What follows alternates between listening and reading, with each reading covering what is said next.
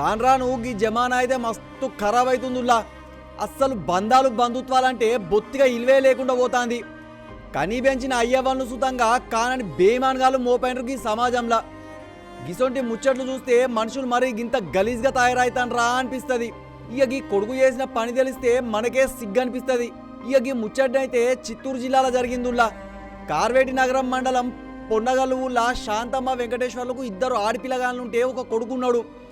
3 పిల్లగాళ్ళకు పెళ్లిళ్ళు సుతంగా అయినాయి. పెళ్లి చేసుకున్నాక కొడుకు మురళీకృష్ణ బతుకు తెరువు కోసం చెన్నైకి గిట్ల పోయిండు.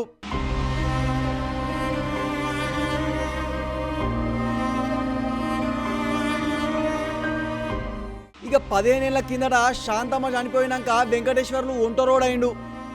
ఇక ఆయనను చూసుకునేటోళ్ళు ఎవ్వరు సుతంగా లేకపోయేసరికి ఆయన ఆరోగ్యం గిట్లా చెడింది. కొడుకు సుతంగా దగ్గర లేకపోయేసరికి వెంకటేశ్వర్లను పట్టించుకునే దిక్కు దివానం లేకుండా పోయింది. అయితే వెంకటేశ్వర్లకు ఫానం మస్తు సుస్థి చేస్తే తెలిసిన వాళ్ళు కొంతమంది కలిసి దవాఖానకు తోలుకుపోయినరు. డాక్టర్లు మందులైతే ఇచ్చి నయం చేయడానికి చూసిండ్రు కానీ పాపం ఆయనకు భూమి మీద ఆయుష్ గిట్లా తీరి అందరిని ఇడిసిపోయిండు. ఇక తండ్రి కాలం చేసిందని చెన్నైలో ఉన్న మురళీకృష్ణకు ఊరోళ్ళు చుట్టపోళ్ళు ఫోన్ చేసి చెప్పిండ్రు.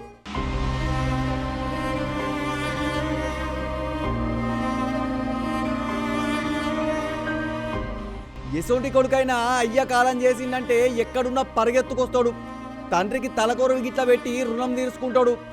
కానీ మండలమొకపోడు మాత్రం ఏం చేసిండో ఎరికైనా, నా కోసం మా అయ్య ఆస్తుపాస్తులేవి కూడబెట్టలేదని నేను తలకొరువు సుతంగా పెట్టానని తెగేసి చెప్పిండు. ఇక కొడుకు తలకొరువు పెట్టనని చెప్పేసరికి ఆడిబిడ్డలు చుట్టపోళ్ళు ఊరోళ్ళు మస్తు బాధపడ్డారు. ఇక శివరికి లాభం లేదని వెంకటేశ్వర్లు పెద్ద బిడ్డ నాగరత్నం చేత తలకొరువు పెట్టించిండ్రు.